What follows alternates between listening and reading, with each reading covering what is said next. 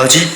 अगर आप नीट के एस्पायरेंट हैं और आप चाहते हैं कि आप एनसीईआरटी के बॉटम लाइन और मेन लाइन पे अपना फोकस करें, जिसका वेटेज नीट में ज़्यादा होता है, जहाँ से क्वेश्चन ज़्यादा पूछे जाते हैं, तो मैं हूँ मिस्टर डी शर्मा और मैं पढ़ाता हूँ biology 9th to 12th plus NEET. तो आइए हम फर्स्ट ईयर के पहले chapter diversity in the living world के बारे में जानकारी लेते हैं। इसकी कौन सी लाइन बहुत ज़्यादा इम्पॉर्टेंट है और इनको हम गहन में अध्ययन करने की कोशिश करते हैं।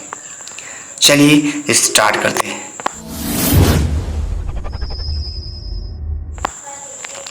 अगर हम बात करेंगे छोटी सी कहानी की, तो हम स्टार्ट करेंगे। इसमें सारी हाईलाइटिंग करी गई है, पीले पीले वर्ड में सारी हाईलाइटिंग करी गई है और उनको आपको जानना है कि ये सारी चीज़ें क्या है।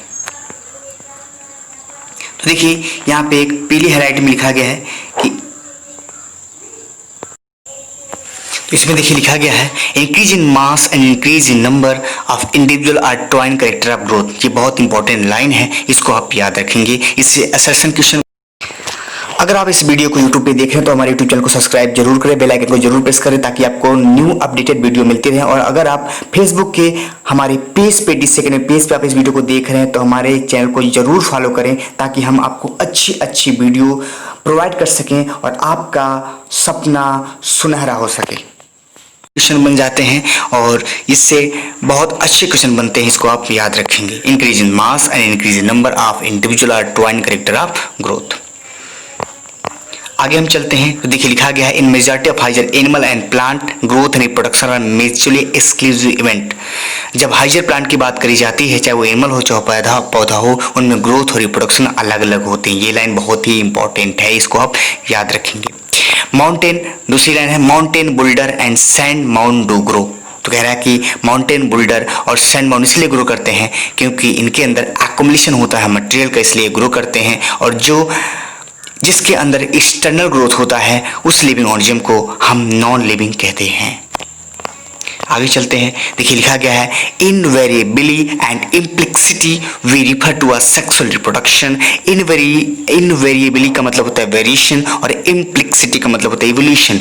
तो सेक्सुअल रिप्रोडक्शन जब आता है ना तो उसके अंदर वेरिएशन और इवोल्यूशन दोनों आते हैं, तब सेक्सुअल रिप्रोडक्शन का नामो निशान बना रहता है।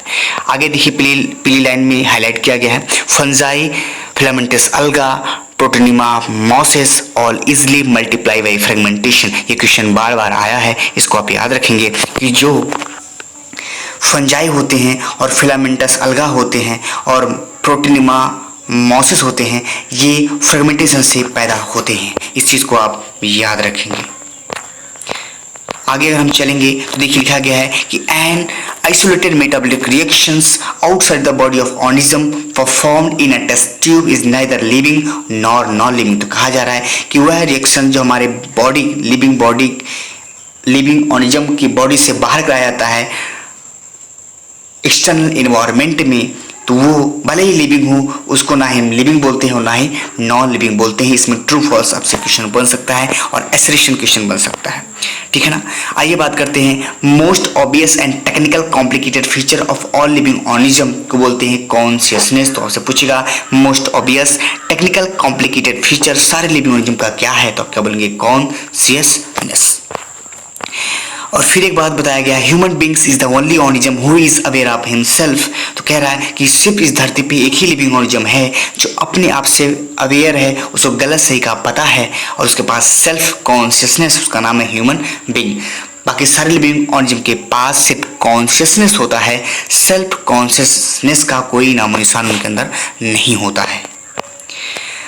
देखिए फिर लिखा गया living organism are self replicating evolving self regulating interactive system capable of respond to external stimulus. तो कह रहा है जो लिविंग ऑर्गेनिज्म होते हैं उनके अंदर कैपेसिटी होती है अपने जैसा लिविंग ऑर्गेनिज्म को बनाने के लिए, अपने आप को किसी भी इन्वायरमेंट ढालने के लिए और अपने आप को किसी भी अपने आप को मॉडिफाई कर सकते हैं। और सेल्फ रेगुलेटिंग इंटरेक्टिव सिस्टम का मतलब तो वो अपने अंदर के मेटाबॉलिज्म को रेगुलेट कर सकते हैं और उनका बाहर का इन्वायरमेंट कैसा भी हो वो अपने आप को जिला सकते हैं। ये लाइन बहुत ही इंपॉर्टेंट है, इसको आप याद रखेंगे नीट के लिए और असर्शन क्वेश्चन के लिए और ट्रू फॉल्स के लिए।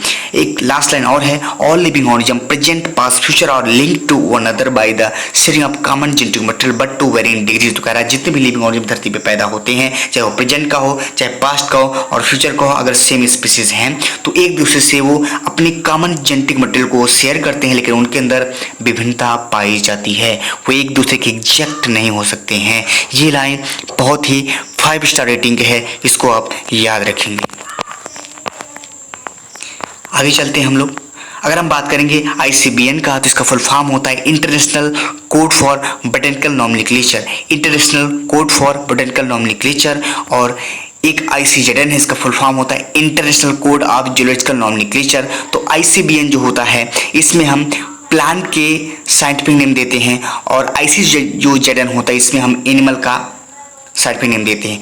ICBN में टैटोनिम फॉलो नहीं होता है और ICZN में टैटोनिम फॉलो होता है। टैटोनिम का मतलब होता है जब साइंटिफिक नेम दिया जाता है तो जेनरिक और स्पेसिफिक जब दोनों नेम सेम हो जाते हैं उसे बोलते हैं टैटोनिम, ठीक है ना। देखिए जब भी बायोनोमियल नॉमेनक्लेचर का मतलब ये होता है कि जब किसी लिविंग ऑर्गेनिज्म का नाम दिया जाता है तो वो 2 वर्ड से बना होता है, एक जेनरिक नेम और स्पेसिफिक एपिथेट्स, ठीक है ना। आगे चलते हैं हम लोग। देखिए कह रहा है कि जो बायोलॉजिकल नेम होते हैं वो होते तो लैटिन में हैं लेकिन लिखे जाते हैं इटालिक में। इसको आप याद रखेंगे कि बायोलॉजिकल नेम किस में होते हैं, लैटिन में, और लिखे किस में जाते हैं, इटालिक में। अगर हम आगे और चलते हैं तो हम कुछ चीज़ों को और पढ़ेंगे। जो अर्लीस्ट क्लासिफिकेशन था उसको किस बेस पे था, यूज ऑफ वेरियस ऑर्गेनिज्म पे। ये ट्रू है कि फॉल्स है आपको बताना है।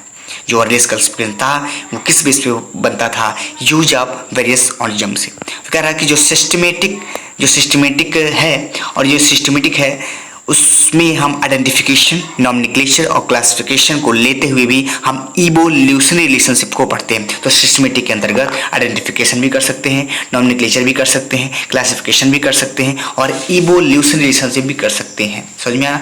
आइडेंटिफिकेशन का मतलब होता है किसी भी लिविंग ऑर्गेनिज्म को आइडेंटिफाई करना और नॉमेनक्लेचर का मतलब होता है किसी भी लिविंग ऑर्गेनिज्म का नाम देना और क्लासिफिकेशन का मतलब होता है किसी भी ऑर्गेनिज्म को क्लासिफाई करना उसके सिमिलरिटी और डिसिमिलरिटी के बेस पे।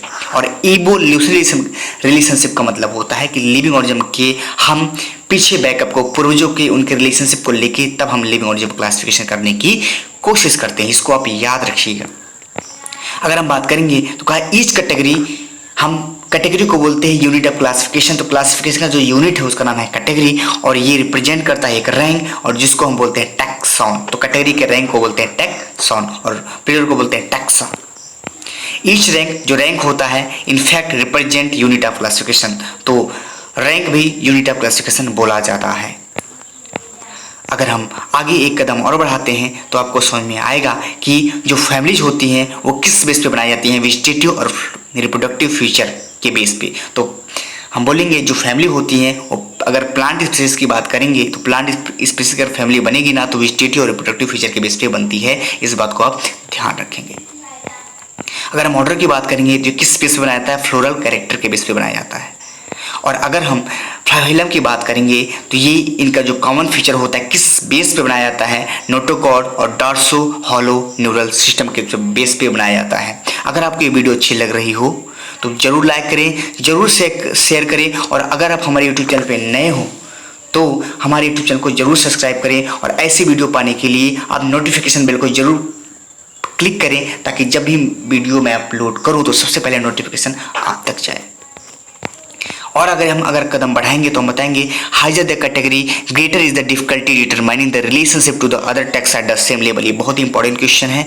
कह रहा है कि अगर कैटेगरी हाइजेस्ट, जैसे हमने कहा प्लांट किंगडम, एनिमल किंगडम, ये हाइजेस्ट कैटेगरी है। तो इस अगर आप चाहते हैं कि आप हर रोज MCQ करें और आप चाहते हैं कि बायोलॉजी में आप ज़्यादा स्कोर करें तो आप हमारे DC एकेडमी टेलीग्राम से ज़रूर जुड़ें। उसमें आपको मैं हर रोज़ 2020 सीरीज़ कराता हूँ इम्पॉर्टेंट NCERT के MC को हर रोज़ 8 बजे 8 PM पर। तो ज़रूर DC एकेडमी टेलीग्राम पे जुड़ें और इसका लिंक मैं डिस्क्रिप्शन में दे दूँगा। Thank you. दोनों के बीच में सिमिलरिटी बहुत कम होती है, इनके अंदर डिसिमिलरिटी बहुत ज़्यादा होती है। अगर हम इनमें सिमिलरिटी को ढूंढने की कोशिश करेंगे तो बहुत कम ही मिलेगा। इसलिए जितना हाइजर कैटेगरी होती है ना, उसमें सिमिलरिटी घटती जाती हैं और डिसिमिलरिटी पैदा होती जाती है। देखिए ये दिया गया है, ये बहुत इंपॉर्टेंट टेबल है, बहुत ही खतरनाक टेबल है, इसको आप याद रखेंगे।